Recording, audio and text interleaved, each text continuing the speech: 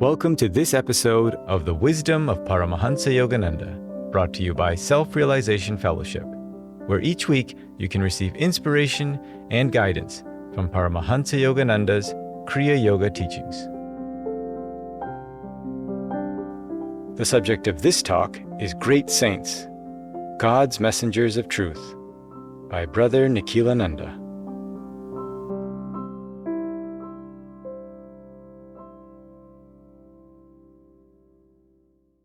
Welcome again to our service. It's a joy to be with you again after so many months. Now, the subject this morning is Great Saints and Illumined Teachers, God's Messengers of Truth. And as we heard, today is a very special day. As we commemorate Mahavata Babaji, we commemorate the meeting between our Guru and Mahavata Babaji that took place in 1920. And of which Guruji once said of this meeting, it is the most precious experience he had. And he was reluctant to share with us, but he realized that it would help us to realize the reality, the beautiful presence of Babaji, so we can read it in the autobiography. It's in chapter 37. I would just like to read to you a few passages. It's entitled, the chapter, I Go to America. So our Guru recalls, one early morning, I began to pray with adamant determination to continue, even to die praying, until I heard the voice of God. I wanted His blessings and assurance. My heart was set to go to America, but even more strongly was it resolved to hear the solace of divine permission. And as we can read in the autobiography, there was a knock on the door. And there was the beautiful, youthful being, and it was Mahavata Babaji appearing to our Guru, blessing him with his infinite, joyful presence. And speaking to him, and here are some of his words, our Heavenly Father has heard your prayer. He commands me to tell you, follow the behest of your Guru and go to America. Fear not, you shall be protected.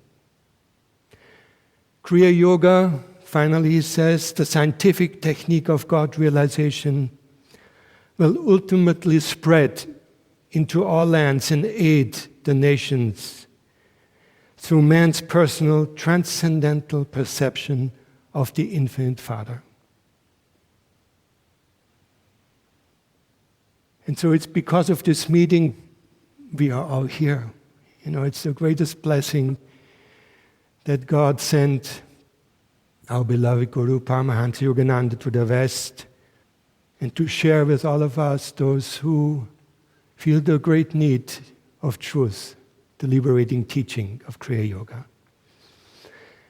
A master once said that our parents give us human birth, for which we truly should be grateful. And our Guru even once said, you don't know how fortunate you are to be born as a human being. Because with the human body we are equipped, as he points out, with all the spiritual centers in the spine and brain that enables us to attain higher and higher stage of consciousness, oneness with God. But in the Vedic tradition in India, the newly born child is also called Kayastya, which means body identified. So we come on this earth, at least most of us, still identified with human consciousness. And Master says, so human birth would not be enough.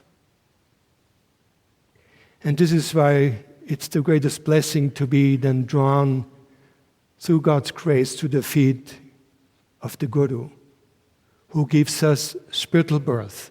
Gradually, as we follow him, he helps us to open our spiritual eye, our divine perception. And we live more and more not from the outer things of this world, but more and more from the inner joy of the soul. So our Guru is our greatest well-wisher and champion. And in one of his talks, he once said, "I fight with God every day. Lord," he said, "you had no business to send us here and put us in this mess and give us delusion. You see how much good he is speaking up for us." And then he even says, even so, lovingly, he says, he is a great troublemaker. But he gives us trouble for a reason, so that we don't remain in this troublesome world. And in the talk, removing all sorrow and suffering, Master points out that nobody really wants sorrow. And yet without sorrow, we would never know what true happiness means. We would never learn how to be better. And he says if we would have no sorrow, we would remain here and would try to love the little joys of life and forget the greater joy that we could have in Him. Now, the Bible passage from St. Matthew refers to that great blessing of being drawn to the feet of the Guru. So St. Matthew in the Bible says, "But the ship was now in the midst of the sea, tossed with waves, for the wind was contrary. And in the fourth watch of the night, Jesus went unto them walking on the sea. And when the disciples saw him walking on the sea, they were troubled, saying, 'It is a spirit.' And they cried out for fear. But straightway Jesus spoke unto them, saying, 'Be of good cheer, it is I, be not afraid.' And so Peter, who perhaps was the most outspoken of the apostles, he said to him, 'Lord, if it be thou, bid me come unto thee on the water.' And Jesus said, 'Come.' And when Peter was come down off the ship, he walked on the water to go to Jesus. But when he saw the wind boisterous, he was afraid and beginning to sink. And he cried, saying, 'Lord, save me.' And immediately Jesus stretched forth his hand and caught him and said unto him, 'O thou of little faith, wherefore thou didst doubt?' And so Bible commentary from Paramahansa Yogananda, from our Guru, he says, Peter, by the power of faith and mental concentration, became momentarily attuned to the consciousness of Christ, free from the dream delusion of matter.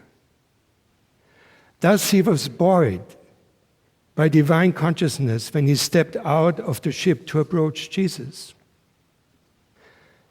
But when the violent wind shook Peter's concentrated faith with fear, his habit of beholding matter as real came back into his mind, and immediately his body began to sink. And Jesus' touch restored the disciples' faith and brought him to safety. And so it's such a beautiful analogy. You know, when we attune ourselves to the divine through meditation, through good thoughts, positive thinking, through service, and then holding on after meditation to the peace of meditation, we might almost could say we walk on water. You know, we walk on a consciousness that is very uplifted. We live in that presence of God. And then things happen. You know, our life becomes boisterous. And then we begin to lose that attunement, and perhaps our consciousness begins to sink. We become afraid, concerned, and fearful. Like Master once pointed out, we are the wave that is always connected with the vast ocean of spirit. But when we become afraid, we think we are just a little wave and we are afraid. And we are no longer aware that beneath us and within us is the divine consciousness of spirit. And so then when we have and develop a deeper relationship with God and Guru, when we go through those times, we have this connection to the Guru that we cry out to him for help. And as it says here, no Guru reaches down and uplifts our consciousness. Just by practicing the presence of God, of the Guru, with sincerity, is like that. We draw God's presence into our being when we feel more safe and secure. And we feel more loved. And so we have this beautiful convocation coming up in a couple of weeks, which again shows the great importance of surrounding ourselves with like-minded souls who are also sincerely striving to live more from within. And I was reminded of a story we experienced when many years ago, perhaps 7, 8 years ago, we visited our meditation group in Zagreb, in Croatia. And we have a beautiful little family there of devotees, 12, 15 strong. And we had weekend events there, an outreach and fellowship and a little outing. It was just beautiful. Such hospitality. Feeling Master's presence just the same as we would be here.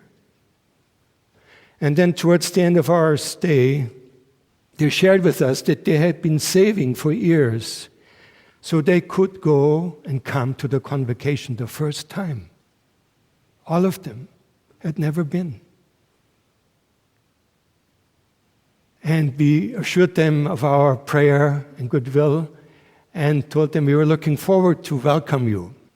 It was 2018 when they planned to come.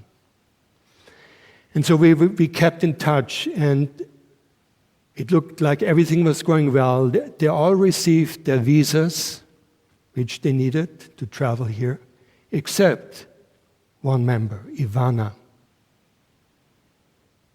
And after it all transpired and they all made it here, Ivana sent me a beautiful letter, which I would like to share with you, some excerpts.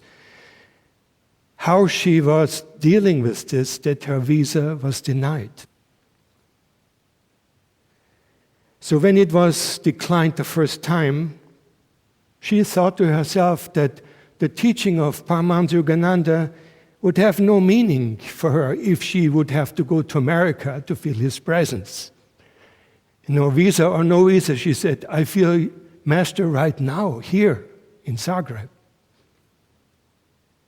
And she felt such gratitude for the liberating teaching and for being with the Guru, that God had drawn her to his feet.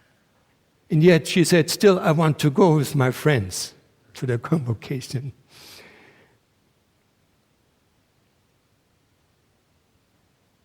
So she turned within and asked the Guru, what shall I do? And she heard the voice in a way of Guruji, the guidance, make greater effort. And so she decided to apply once more for the visa. She went to the embassy and it was declined again, second time. And so she became discouraged. And she thought, what is Guruji trying to tell me? And then she remembered the story of 2 frogs in trouble. Remember that story? Where 2 frogs were hopping along and they jumped into a milk pail and they couldn't get out anymore. They were paddling for their life, as you know. And one, they were paddling, and one of the frogs gave up. He became exhausted, and he said, "It's no use," so he drowned. But the other frog did not give up. He kept paddling. And suddenly, as Master tells the story, he felt something solid under his little feet. And so because of the paddling, the milk had become butter. And he could jump out of the milk pail. So she said, it's time to be like that little frog and start paddling.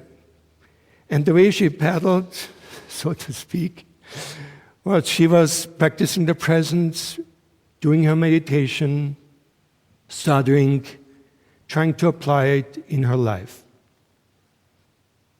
And still, she was a little worried, what will happen? I want to go. And unbeknownst to her, two of her friends were sending us a quick email asking, is there anything you could do for Ivana? And after a couple of days, I opened the email and thought, it's just a few more weeks to convocation. So I immediately sent the email to one of our brothers who was frequently dealing with immigration matters, in fact, Brother Paramahansa. Within a few hours, perhaps on the same day, he sent me a letter of recommendation, which Ivana could then give to the embassy. And he included an attachment of the convocation leaflet, so they could see this is real. This is not made up. And so Ivana said, suddenly the story of the two frogs started to have meaning. Never give up, she said, never give up. And so she took all her courage together with her friend to try once more to get the visa. And then, like it is, we have this fear. We have the help from the Guru, but we have this fear. What will be if it will be denied again, a third time? She said, I possibly could not bear it. And then she wrote so beautiful, the answer came from within. She said that she felt that Master was telling her, only peace can help you now. The shelter of God's presence, no matter if you receive the visa or not, hold on to that inner peace. And this is what Guruji also says in Sanctuary of the Soul. When wealth is lost, you have lost a little. When health is lost, you have lost something of more consequence. But when peace of mind is lost, you have lost the greatest treasure. Because it's the peace of mind, isn't it, that connects us with God. That inner peace, that calmness. So that morning, the next day morning, she went again to the embassy. And she saw several auspicious signs. The whole world was suddenly smiling at her. When she was in the bus, there was a lady who had a T-shirt that said, Los Angeles.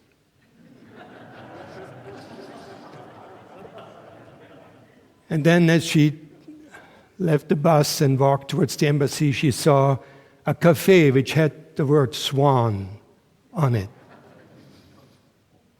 And she couldn't help smiling, and she was hoping she would get the same employee of the embassy as before.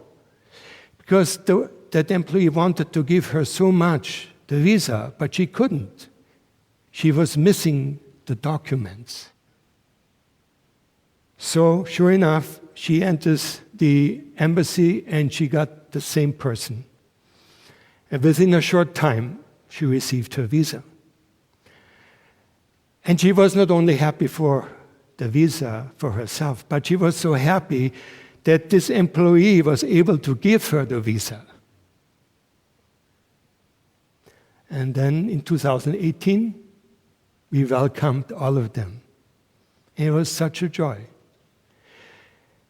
And through that story, I learned a lot. Again, the affirmation, how important it is that we turn to God for help, but then also that we are patient, trying to look for answers. And unbeknownst to us, somebody may come into our presence as a, quote, messenger of God, helping us, just like the two members that helped Ivana. Without those two members, she may not have received a visa. So, spiritual company, the inner company of our Guru and the outer company of each other is so important. So Master says, he said, fight to the finish.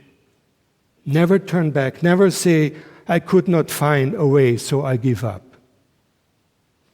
Ask the way if you have made mistakes. But never give up. Many accept defeat when the difficult turns in the path come. Make up your mind, you will succeed.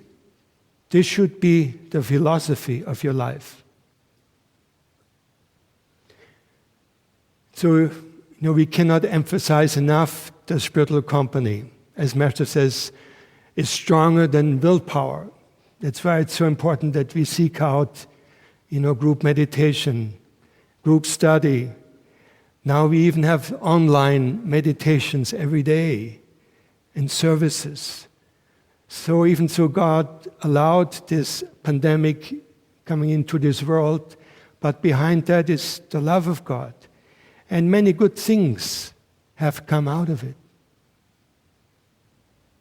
Look at the good in everything and everyone, also Master points out. And don't take life so seriously. And I was certainly someone, I hope I've improved a little. It took life really serious. It's just, we are different personalities. So we try to find a balanced way. And I remember once when I was serving at Eden Valley, it was Master's birthday, and we had arranged a beautiful day. We made a birthday cake for the Guru, beautiful meal. I helped with the garlands for the Guru. And then was in the evening, we had the commemoration service. And after the service, we all walked up to the dining room to enjoy Master's birthday and the cake and chai tea with him. So we were all gathered singing happy birthday to the Guru and listening to a little bit of his tape. And we cut the first piece for him and put it at his picture and the chai tea. And then everyone else was served. And I was just standing next to this Brother Nikhilananda, and I couldn't help saying, Brother Ji, what a beautiful day. And Brother looked at me with a twinkle in his eyes, and he said, it would be even more beautiful if you would be smiling. No, there was Brother Ji. He knew what he could say to me, so this was just fine. And he was right. Sometimes we are so sincere and eager to do the right thing, but we forget to smile. And the smile is so beautiful to see. It's an ornament. And so that has helped me to smile a little more and not to take life so seriously. So Bhagavan Krishna says, again, listen to my supreme word, the most secret of all, because thou art dearly loved by me. I will relate what is beneficial to thee. Absorb thy mind in me. Become my devotee. Resign all things to me. Bow down to me. Thou art dear to me, so in truth do I promise thee, thou shalt attain me. And Master's commentary. In man under Maya, or natural law, the flow of life energy is toward the outward world. The currents are wasted and abused in the senses. the practice of Kriya reverses the flow. Life force is mentally guided to the inner cosmos and becomes reunited with subtle spinal energies. By such reinforcement of life force, the yogi's body and brain cells are renewed by a spiritual elixir. The yoga technique overcomes the tug of war between the mind and the matter-entangled senses and frees the devotee to re-inherit his eternal kingdom. And another important point, Master also brings out that the techniques and our efforts are very important. But he also says it's very touching that God owns everything, but He is one thing He does not have, and that is our love. And He reminds us again and again that we will never be happy until we choose to offer our heart's love freely to Him. As Guruji points out in one of his tapes, God seemed to have an inferiority complex because He is concerned that people love Him only for His gifts. So we have to prove to God that even though we go through difficult times in life, He still has our love. No matter what happens, our love is unchanging. And that, Master says, it's a secret in the game of the universe. It's a cosmic romance. Because God is longing for our love. And so with the Hong So technique of concentration, with the Om technique of meditation, with Kriya Yoga, they take our consciousness and take it inside into the spine and brain, as Master says, the altar of God. And then finally we have left the world behind and we feel sheltered in His presence and offer our love in the stillness of meditation. And so in closing, some words from our Guru. This is from Destroying the Consciousness of Fear. Remember, you are a most fortunate child of God. Do away with the fear that you will never know Him. Mentally say, Lord, I am thine immortal child. I am made in thine same divine image as are the exalted ones of your children. You have a claim on God as valid as that of the greatest saint. So be proud of yourself. You are free to seek Him and by meditation to realize your divinity. And never think that God does not answer your prayers. Every word you have whispered to Him, He has written in His heart. And someday He will answer you. If you keep watching for Him and the many ways in which He does respond, you will know that in fact He answers you all the time. And if you are very eager, He will answer in greater ways.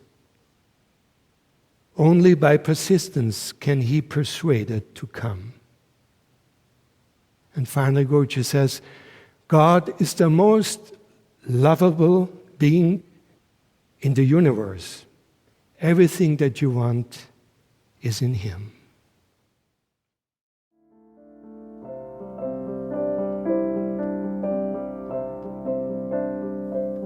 This has been a production of Self-Realization Fellowship, a non-profit organization founded by Paramahansa Yogananda in 1920.